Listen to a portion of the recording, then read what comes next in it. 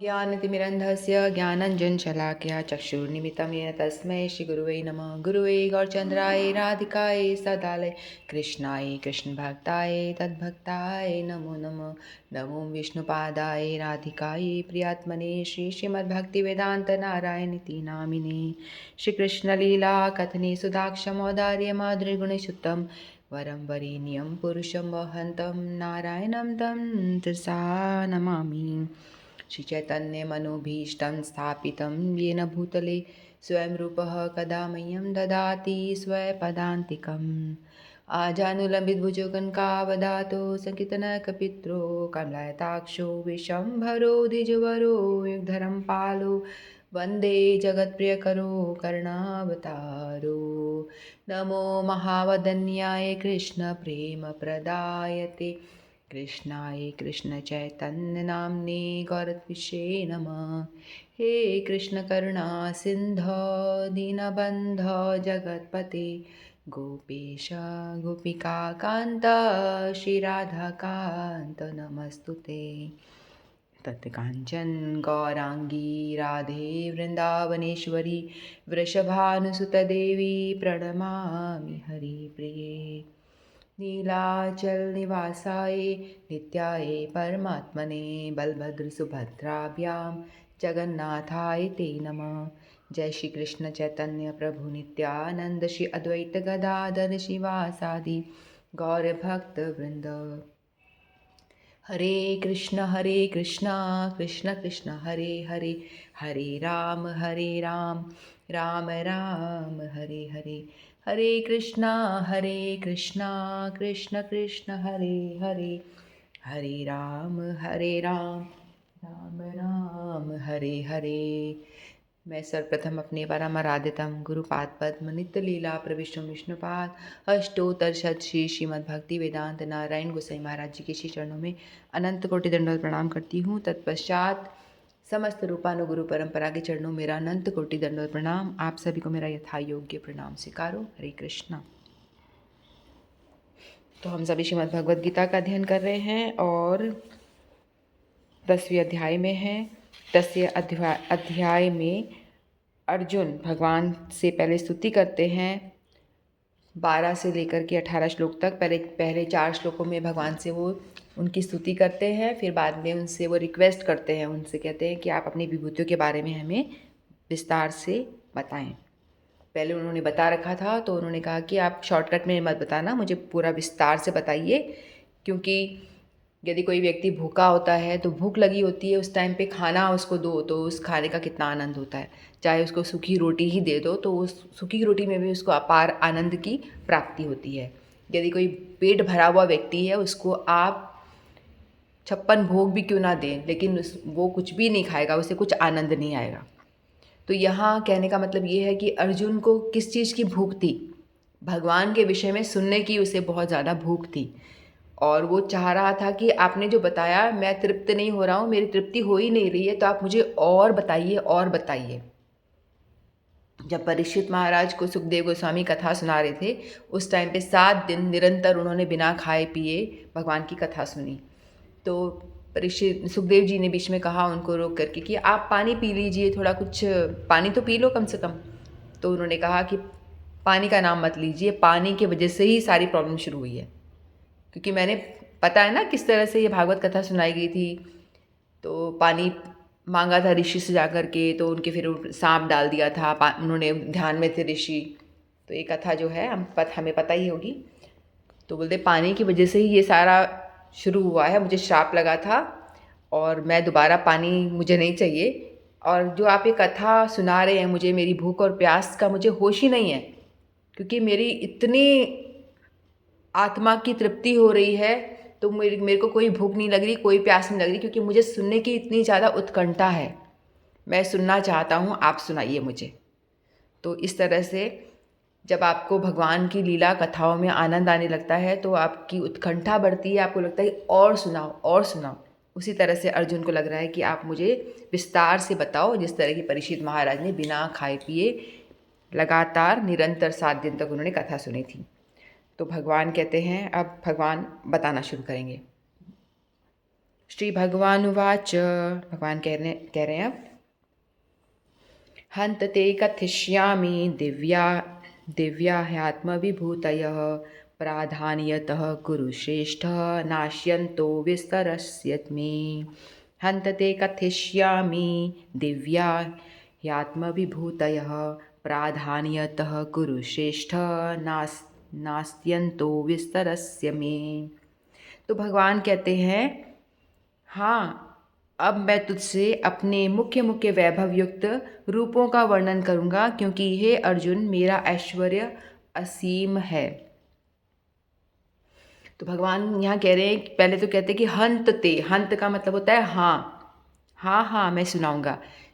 तो भगवान एक तरह से ऐसा भाव व्यक्त कर रहे हैं कि वो बड़े प्रसन्न हो रहे हैं कि भाई तूने कितनी अच्छी बात कही, तू मेरे विषय में जानना चाहता है, मेरे और तुझे अपने आत्म कल्याण के विषय में इतना मतलब लालायित है कि मेरा किस तरह से आत्म कल्याण हो, क्या ऐसा करूं कि जिससे कि मैं भगवत प्राप्ति कर सकूं। तो भगवान प्रसन्न हो रहे हैं कि तू मतलब समझदार है, हाँ हाँ क्यों नहीं, मैं तुझे बताता हूँ, इस भाव से उसे कह रहे हैं, हाँ हाँ तूने बड़ी अच्छी बात कही, मैं तुझे बताता हूँ। फिर भगवान कहते हैं कि मैं तुझे अपनी प्रधान यानी मुख्य मुख्य कथयिष्यामि कहूँगा, दिव्या देवी निश्चय ही आत्मविभूतय, अपने ऐश्वर्य को प्रधानयत यानी मुख्य रूप से कहूँगा मैं, यानी सारी तो बता नहीं सकता, क्योंकि जैसे समुद्र है, समुद्र का कोई गहराई नाप सकता है, कितना लंबा है, कितना चौड़ा है, कितना गहरा है, कितना पानी है, कोई नाप सकता है? नहीं नाप सकते। वैसे ही हम लोग आसमान को नाप सकते हैं, कहाँ से स्टार्ट है, कहाँ ख़त्म हो रहा है, कितना लंबा चौड़ा है, हम इसको भी नहीं नाप सकते। जिस तरह से हम समुद्र को नहीं नाप सकते, जिस तरह से हम आकाश की लंबाई चौड़ाई इसको नहीं नाप सकते, उसका आदि अंत नहीं नाप सकते, उसी तरह से भगवान अनंत है। भगवान अनंत ब्रह्मांड में भगवान की विभूतियाँ व्याप्त हैं, एक ही ब्रह्मांड नहीं है, भगवान की पोरों से अनंत अनंत ब्रह्मांड लुढ़क रहे हैं ना, तो उन सभी ब्रह्मांडों में उनकी विभूतियाँ सर्वत्र व्याप्त हैं, जिसका आदि है ना अंत है। तो सारी विभूतियाँ बताना तो बड़ा मुश्किल है, कैसे बताऊंगा, मैं बता ही नहीं सकता। तो भगवान कह रहे हैं कि मैं तुम्हें प्रधान यानी मुख्य मुख्य विभूतियों का वर्णन करूँगा जो प्रधान है, ऐसा भगवान कहते हैं। कृष्ण की महानता तथा उसके ऐश्वर्य को समझ पाना संभव नहीं है। जीव की इंद्रियां सीमित हैं, अतः उनसे कृष्ण के कार्यकलापों की समग्रता को समझ पाना संभव नहीं है। तो भी भक्तजन कृष्ण को जानने का प्रयास करते हैं, किंतु यह मानकर नहीं कि वे सभी विशेष समय में या जीवन अवस्था में उन्हें पूरी तरह समझ सकेंगे, बल्कि कृष्ण के वृतांत इतने आस्वाद्य हैं कि भक्तों को अमृत तुल्य प्रतीत होते हैं। इस प्रकार भक्तगण उसका आनंद उठाते हैं। भगवान के ऐश्वर्यों तथा उनकी विविध शक्तियों की चर्चा चलाने में शुद्ध भक्तों को दिव्य आनंद मिलता है। भगवान की चर्चा करना शुद्ध भक्तों का यही एक विषय होता है, उनके बारे में सुनना, उनके बारे में बोलना, उन्हीं में अपना चित्त को लगाए रखना। तो अर्जुन शुद्ध भक्त हैं, तो वो भी यही करना चाहते हैं, अतः वे उनको सुनते रहना और उनकी चर्चा चलाते रहना चाहते हैं। कृष्ण जानते हैं कि जीव उनके ऐश्वर्य के विस्तार को नहीं समझ सकते, फलतः वे अपनी विभिन्न शक्तियों के प्रमुख स्वरूपों को ही वर्णन करने के लिए राजी होते हैं। कहते ठीक है, मैं प्रमुख तुझे बताऊंगा। प्राधान्यतः शब्द अत्यंत महत्वपूर्ण है, क्योंकि हम भगवान के मुख्य विस्तारों को ही समझ पाते हैं, जबकि उनके स्वरूप अनंत हैं। इन सबको समझ पाना संभव नहीं है। इस श्लोक में प्रयुक्त विभूति शब्द उन ऐश्वर्यों का सूचक है जिसके द्वारा भगवान सारे विश्व का नियंत्रण करते हैं। निर्विशेषवादी या सर्वेश्वरवादी न तो भगवान के विलक्षण ऐश्वर्यों को समझ पाता है, न ही दैवी शक्तियों के स्वरूपों को। भौतिक जगत में तथा वैकुंठ लोक में इसकी शक्तियाँ अनेक रूपों में फैली हुई है। अब कृष्ण उन रूपों को बताने जा रहे हैं जो सामान्य व्यक्ति प्रत्यक्ष रूप से देख सकता है। इस प्रकार उनकी रंग बिरंगी शक्ति का आंशिक वर्णन किया गया है। तो निर्विशेषवादी जो मायावादी लोग हैं, जो भगवान के आकार रूप को नहीं मानते हैं, तो वो लोग भगवान के विषय में, उनके ऐश्वर्य के बारे में वो समझ नहीं पाते। कौन समझ पाता है? जो भगवान का जो भक्त है वही भगवान के विषय में समझ पाते हैं। और अर्जुन रिक्वेस्ट कर रहे हैं कि आप अपनी विभूतियों के बारे में बताओ, ताकि जो लोग जो साधारण जीव हैं, जो भजन नहीं करता है और माला लेके नहीं बैठता है और साधन भजन नहीं कर सकता है, भक्ति नहीं कर पाता है, तो उसको कम से कम ये पता हो कि भगवान कहाँ कहाँ विद्यमान है। भगवान को संसार में रहकर सांसारिक वस्तुओं में ही किस तरह से उनका दर्शन कर सकते हैं। तो अब भगवान 20वें श्लोक से अपनी विभूतियों के बारे में बताना शुरू करेंगे। लगभग 82 विभूतियाँ उन्होंने पूरे चैप्टर में लास्ट अंत तक बताई हैं। तो हम श्लोक लेते हैं। अहमात्मा गुडाकेश सर्वभूताश्रय स्थितः अहमादिश्च मध्यम च भूतान अंत एव च भूतानामंत एव च। तो भगवान कह रहे हैं, अर्जुन, मैं समस्त जीवों के हृदयों में स्थित परमात्मा हूँ। मैं ही समस्त जीवों का आदि मध्य और अंत हूँ। सबसे पहले तो भगवान यह बताना चाह रहे हैं कि भाई तू मेरी विभूतियों को ढूंढने के लिए इधर उधर भागना चाह रहा है, सबसे पहले अपने अंदर तो झांक ले।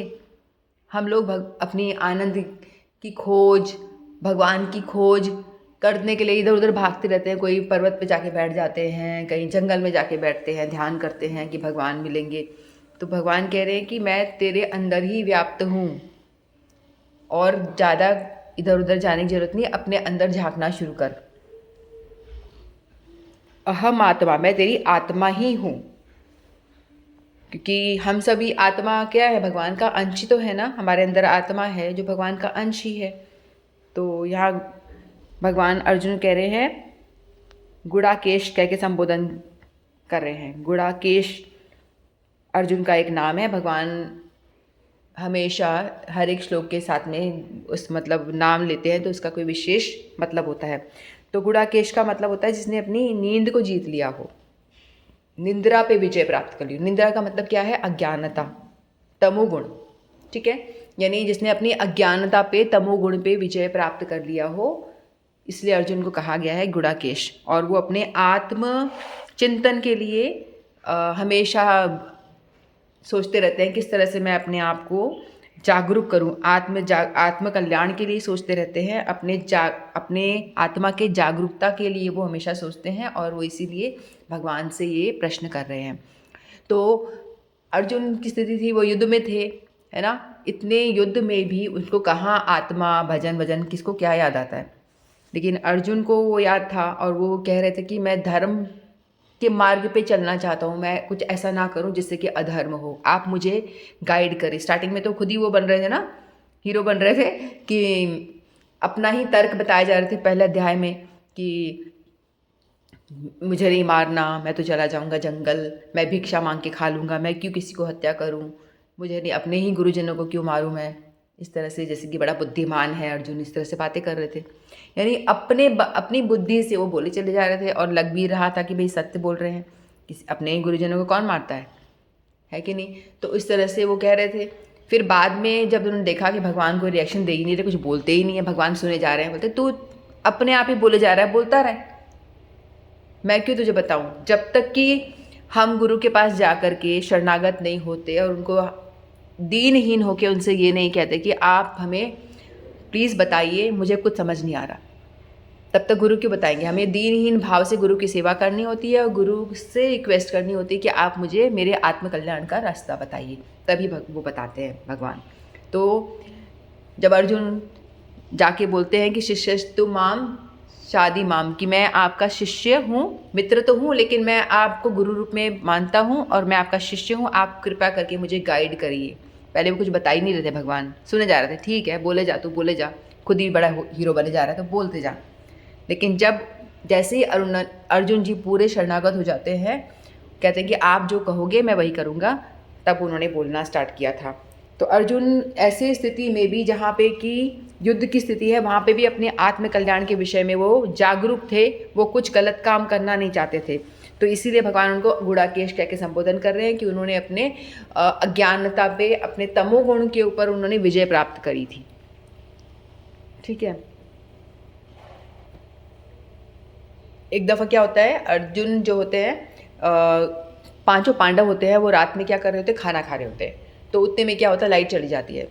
तो जैसे ही लाइट जाती है तो सब लोग का खाना बंद हो जाता है, लेकिन वो भीम को देखते हैं कि भीम से पूछते तू क्या कर रहा है, बोलते मैं खाना खा रहा हूँ। बोलते अंधेरे में कैसे खा रहा है, तो मुंह का अंदाज़ा होता है तो वो खाया जा रहा था। तो अर्जुन के मन में ऐसा भाव आया कि यदि ये अंधेरे में खा सकता है तो मैं अंधेरे में प्रैक्टिस क्यों नहीं कर सकता।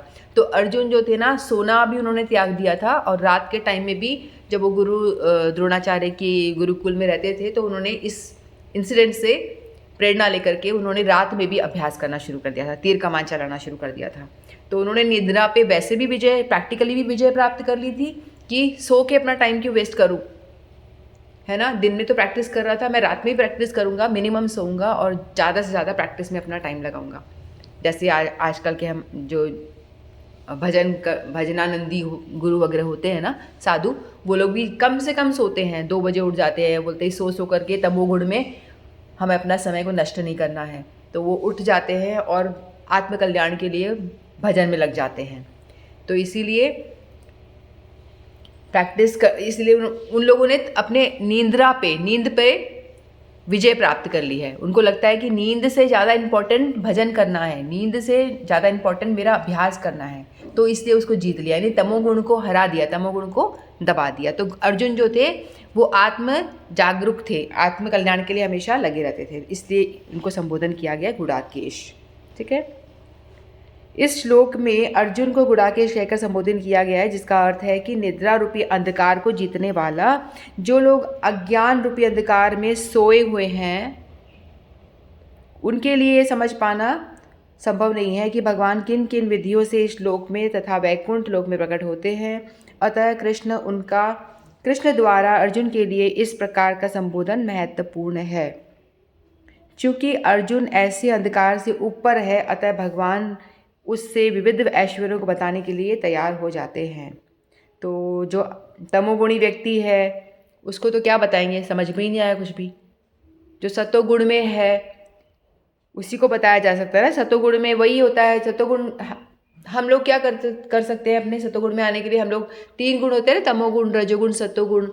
तो तमोगुणी वो होते हैं जो ज़्यादा भोग विलास में लगे रहते हैं। तो अगर हमको अपने आप को सतोगुण में लाना है तो अपने आप को हमें मेडिटेशन करना पड़ेगा। मेडिटेशन यानी नाम जप करो, अच्छा खाओ, भोग लगा करके ही प्रसाद ही पाओ, है ना। क्योंकि हमारी बॉडी में जो ब्लड बन रहा है वो जो हम खा रहे हैं उसी से बन रहा है। जैसा खाओगे अन्न वैसा बनेगा मन, वैसा बनेगा शरीर। तो अच्छा खाओगे तो अच्छा ब्लड बनेगा, उसी से बॉडी बनेगी, हेल्थ बनेगी, और मस्तिष्क में दिमाग भी, आपका जो विचार होंगे वो भी सात्विक होंगे कि नहीं होंगे, होंगे ना। इसीलिए भगवान को भोग लगाया हुआ, ऑफर किया हुआ भी खाओ। भगवान को ऑफर होने के लिए लहसुन प्याज भी हटना पड़ेगा, भगवान नहीं खाते हैं। तो भगवान को ऑफर करने के लिए अपने आप सात्विक खाने पे आना पड़ेगा। तो इसीलिए सब कुछ सात्विकता हो जाएगी यदि भगवान से आप जुड़ जाते हो। तो अपने आप ही तमोगुण रजोगुण को नीचे छोड़ के आप अपने आप से सतोगुण में स्थित हो जाते हो। जो भी सतोगुण में स्थित होना चाहते हैं उनको नाम जप से जुड़ना पड़ेगा और भगवान को भोग लगाए खाना पड़ेगा।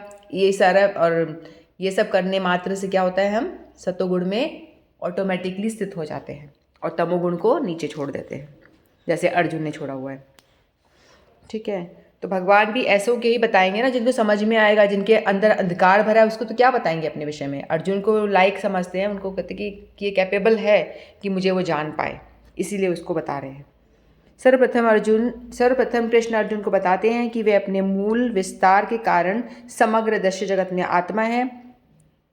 भौतिक दृष्टि के पूर्व भगवान अपने मूल विस्तार के द्वारा पुरुष अवतार धारण करते हैं, उन्हीं से सब कुछ आरंभ होता है। अतः वे प्रधान महत्व की आत्मा। इस सृष्टि का कारण महत्व नहीं होता। वास्तव में महाविष्णु संपूर्ण भौतिक सृष्टि या महत्व में प्रवेश करते हैं, वे आत्मा है। जब महाविष्णु इन प्रकृतिभूत ब्रह्मांडों में प्रवेश करते हैं तो वे प्रत्येक जीव में पुनः परमात्मा के रूप में प्रकट होते हैं। हमें ज्ञात है कि जीव का शरीर आत्मा के स्फुलिंग की उपस्थिति के कारण विद्यमान है। बिना आध्यात्मिक स्फुलिंग के शरीर विकसित नहीं हो सकता। तो भगवान यहाँ पे बता रहे हैं कि भगवान को तुम इधर उधर विभूतियों में तो बाद में देखना, सबसे पहला तो मैं तुमको यही बता देता हूँ कि मैं एक तुम्हारे अंदर ही आत्मा रूप में व्याप्त हूँ। तो तुम जब किसी लोगों को आप देखोगे बाहर, तो आप उसके फिजिकल बॉडी को ना देख करके उसके अंदर आत्म दर्शन करो कि भाई इसके अंदर भी वो आत्मा वाला स्पार्क है, वो भगवान ही है ना। भगवान कह रहे हैं किस तरह से सृष्टि का आरंभ हुआ था, बताया था ना कि 3 विष्णु होते हैं, कारणोदकशाई विष्णु, गर्भोदकशाई विष्णु, शिरोदकशाई विष्णु, ये तीन विष्णु होते हैं, है ना। तो पहले कृष्ण होते हैं, कृष्ण से बलराम जी प्रकट होते हैं, उनके राइट साइड से बलराम जी प्रकट, राइट से बलराम प्रकट होते हैं, फिर बलराम से 3 विष्णु प्रकट होते हैं, है ना। जो पहला विष्णु है वो कारणोदकशाई विष्णु है, उसको हम महाविष्णु भी कहते हैं। फिर वो अपने आप को एक्सपैंड करते हैं, तो उनमें से होते हैं गर्भोदकशाई विष्णु। जो कारणोदकशाई विष्णु जो है वो क्या करते हैं, शयन करते रहते हैं, कारण समुद्र में सोते रहते हैं। और जब वो सोते हैं तो जब वो सांस लेते हैं तो अनंत ब्रह्मांड उनके अंदर समा जाते हैं, यानी सब सृष्टि का नाश हो जाता है। जब वो सांस छोड़ते हैं तो अनंत ब्रह्मांड निकल जाते हैं और उनके रोम रोम से अनंत अनंत ब्रह्मांड निकल रहे होते हैं। बॉडी में हम अपनी बॉडी में देख लें, जरा सी हाथ को आप देखोगे कितने रोम नज़र आएंगे, माइक्रोस्कोप लगा देखोगे आप उसको जूम करके, तो कितने सारे रोम रोम रोम रोम होते हैं। बाल जितने बाल हैं बॉडी में उतने सारे रोम हैं। तो महाविष्णु की बॉडी में कितने सारे हैं, तो ऐसे ही अनंत ब्रह्मांड लुढ़क रहे हैं। तो सारे अनंत ब्रह्मांड कहाँ से आ रहे हैं, ये कारणोदकशाई विष्णु यानी महाविष्णु जो हैं बलराम से जो प्रकट हुए हैं, और बलराम भगवान कृष्ण से प्रकट हुए हैं, वहाँ से ये निकल रहे हैं। फिर नेक्स्ट वो कारणोदकशाई विष्णु अपने आप को एक्सपैंड करते हैं, उनका एक्सपेंशन है गर्भोदकशाई विष्णु। कारणोदकशाई विष्णु से गर्भोदकशाई विष्णु। अब ये गर्भोदकशाई विष्णु क्या करते हैं, ये हर एक ब्रह्मांड जो अनंत अनंत अनंत अनंत ब्रह्मांड है ना, उन एक एक ब्रह्मांड का उनको चार्ज दिया जाता है, वो उनके ब्रह्मांड के गर्भ में घुस जाते हैं, इसलिए वो गर्भोदकशाई विष्णु है। तो हर एक ब्रह्मांड का अलग एक विष्णु है, गर्भोदकशाई विष्णु, ठीक है। फिर उसके बाद में गर्भोदकशाई विष्णु भी अपने आप को और एक्सपैंड करते हैं, किसमें, क्षीरोदकशाई विष्णु में। अब ये क्षीरोदकशाई विष्णु कौन है, जो हमारे हृदय में परमात्मा स्वरूप में व्याप्त है। तो अल्टीमेटली हम देख रहे हैं कि हर एक जीव के अंदर जो स्पार्क आत्मा वाला है वो भगवान ही तो है। ये तीनों विष्णु कौन है, भगवान के एक्सपेंशन ही तो है। तो हम जिसको ये पता चलेगा, नॉलेज होगी, तो वो जहाँ सर्वत्र जहाँ भी लोगों को देखेगा तो उसको भगवान का स्मरण हो आएगा कि हाथी है उसके अंदर भी आत्मा है, ऐसा नहीं हाथी में बड़ी सी आत्मा है, चींटी में छोटी सी आत्मा है, बैक्टीरिया में और छोटी दिखती नहीं है, बैक्टीरिया नहीं दिखता तो उसकी आत्मा तो पता नहीं कितनी छोटी होगी, है ना। तो ऐसा नहीं है, हर एक जीव में चाहे वो कितना भी बड़ा हो और कितना भी छोटा हो, बैक्टीरिया हो या बिल्कुल ही छोटा हो, आत्मा है वो सबके अंदर एक जैसी व्याप्त है। और आत्मा का साइज बताया गया था दूसरे अध्याय में। जो बाल का, अपने सर पे एक बाल ले लो, उसका जो टिप है उसको आप 10,000 टाइम डिवाइड करोगे, उतनी आत्मा का साइज बताया गया है, जो कि दिखता नहीं है। और उतना सा जो स्पार्क है वो आत्मा का साइज, वो हम सबकी बॉडी में चल रहा है, और हम सबकी बॉडी को चला रहा है। हम आँखों से देख रहे हैं, मुंह से बोल रहे हैं, कान से सुन रहे हैं। और वो जरा सा स्पार्क जब वो आता है हमारे अंदर तो हमारा जन्म हो जाता है आत्मा, और जब वो निकल जाता है तो हमारी डेथ हो जाती है। तो क्या हमें भगवान के दर्शन नहीं हो रहे? भगवान कह रहे हैं ना, आदि मध्य सब जगह,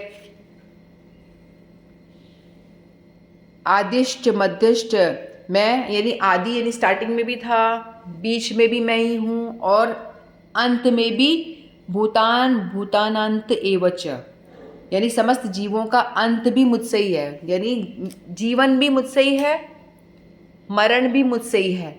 जीवन कैसे मुझसे है? क्या किसी को हमने देखा है कि शिशु का जन्म होता है तो ये एक ऐसा नहीं लगता कि मेरे ख्याल जैसा कि कैसे बच्चा पेट में आ रहा है और कैसे उसके हाथ बन गए, कैसे नाक बन गया, कैसे मुंह बन गया, लगता नहीं है, कोई माँ थोड़ी ना बना रही है बैठ के कि भी हाथ बना रही है, उसके मुंह बना रही है, ऐसा थोड़ी कोई कुछ करता है, वो अपने आप हो रहा है ना। हम स्वेटर बना रहे हैं बाहर तो हमको बनाना पड़ता है, बाजू बना रहे हैं उसकी, वो बना रहे हैं, लेकिन अंदर पेट के अंदर किस तरह से बच्चा विकास कर रहा है, कैसे उसके हाथ बन रहे हैं, कैसे पैर बन रहे हैं, कैसे उसका सब अंग बन गए, फिर अंग बनने के बाद में किस तरह से उसके अंदर वो आत्मा आ गई, किस तरह से वो आत्मा तो पहले आ जाती है, फिर बाद में बॉडी बनती है, क्योंकि आत्मा होगी तभी तो वो बच्चा ग्रो करेगा ना, तो आत्मा सबसे पहले आती है, बाद में नहीं आती। तो जन्म, भगवान कह रहे हैं कि आदि वो भी मैं ही हूँ, यानी व्यक्ति जन्म लेता है तो वो उसका मतलब कारण मैं ही हूँ। फिर अंत जब मरता है तो भी एक रहस्यमय लगता है कि कैसे मर गया आदमी, कहाँ चला गया, अभी तो था इतना बड़ा आदमी, अब एकदम से लाश बन के क्यों पड़ा हुआ, हिल भी नहीं रहा। लगता है ना अचंभा सा, ऐसा कैसे, ऐसा क्या हो गया कि पूरी बॉडी यहाँ पड़ी है, वो हिलना डुलना बिल्कुल बंद कर दिया, और वो कौन सा स्पार्क था, वो भगवान। यानी जब व्यक्ति जन्म लेता है तो भगवान उसके अंदर प्रकट हो जाते हैं, आ जाते हैं, और जब व्यक्ति मर जाता है तो भगवान उसके अंदर से चले जाते हैं।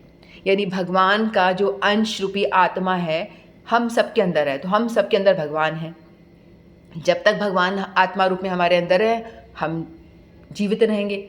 जैसे ही भगवान आत्मा रूपी में हमारे अंदर से बाहर चले जाएंगे तो हम सभी जीव, यहाँ तक कि जानवर, सभी कुछ, सब कुछ अंत हो जाएगा। तो भगवान कह रहे हैं कि मैं आत्मा स्वरूप में तुम्हारे अंदर ही हूँ, हे गुड़ाकेश, आपके हृदय में ही मैं स्थित हूँ। आप पहले अपने अंदर देखो, इधर उधर तो बाद में देखना, सबके अंदर मैं स्थित हूँ, और आदि मुझसे है, अंत भी मुझसे है। और किस तरह से तीन विष्णु के बारे में बताया भगवान ने कि कैसे मैं मेरा विस्तार करता हूँ, किस तरह से लोग बाग की उत्पत्ति होती है, भगवान की इच्छा मात्र से हो जाती है कि नहीं। फिर भगवान कहते हैं कि जो तीन, ये जो ब्रह्मा विष्णु महेश हैं, ये भी भगवान के क्या हैं, गुणावतार हैं, है ना। तो ब्रह्मा जी जो है रजोगुण से पालन करते हैं, सृष्टि करते हैं, और विष्णु जो है वो पालन करते हैं, और महेश क्या करते हैं, वो अंत करते हैं। तो ये तीनों को जो चार्ज दिया है, तो ये तीनों भी कौन है, मेरे ही गुणावतार हैं, मेरे ही स्वरूप हैं। जैसे सोना है, सोना है पहले उसका कुछ फॉर्म नहीं है तो सोना फॉर्म में है, वो रॉ फॉर्म में, फिर उसमें से गहने आभूषण बना दिए गए, है ना, हार बना दिया, कान के रिंग्स बना दिए, नथ बना दिए गए, टीका बना दिया गया, तो वो उसका फॉर्म हो गया। फिर जब वो सब खत्म हो जाएगा दोबारा से उसको जला के वो सोने का फॉर्म में दोबारा आ जाता है। उसी तरह से भगवान कहते हैं मैं ही हूँ, फिर मैं अनेक रूप ले लेता हूँ, डिफरेंट रूप, जितने लोग हमें भौतिक जगत नज़र आ रहा है मैं अनेक रूपों में अपने आप को विस्तार कर देता हूँ। फिर जब मेरा अंत होता है तो दोबारा से मैं वही सोना बन जाता हूँ, मैं वो का वही रहता हूँ। यानी आदि भी मुझसे है, अंत भी मुझसे है, और बीच में जो कुछ हो रहा है वो भी मैं ही हूँ। तो भगवान बताते हैं कि मैं सर्वत्र ही विद्यमान हूँ। तो जब भी हम कहीं दर्शन करें किसी लोगों के, किसी जीव के, तो हमें मतलब ऑटोमेटिकली भगवान के दर्शन होने चाहिए। होने चाहिए कि नहीं होने चाहिए? होने चाहिए ना। जब हम जान गए कि आत्मा भगवान ही है तो हमें भगवान के सर्वत्र दर्शन होंगे। जन्म मृत्यु, मृत्यु भी कितनी रहस्यमयी होती है ना, और पालन, ये जन्म से पहले भी था मैं, जो जन्म हो रहा है वो भी मेरी वजह से ही, और मरेंगे वो भी मेरी वजह से। आदि भी मैं हूँ, आदिश्च मध्यश्च भूतान अंत एवच, तो ये सब मैं ही हूँ, मुझसे ही हो रहा है। तो मैं सर्वत्र सभी के हृदय में विद्यमान हूँ। तो ऐसा भगवान बता रहे हैं। फिर आगे आगे भगवान नेक्स्ट श्लोकों में विस्तार से बताएंगे। हरे कृष्णा। इतना ही के वाणी को विराम देती हूँ। वांछा कल्पतरुभ्यश्च कृपा सिंधुभ्येव च पतितानां पावनेभ्यो वैष्णवेभ्यो नमो नमः। श्रीमद्भगवद्गीता की जय। आप सभी की जय। हरे कृष्णा।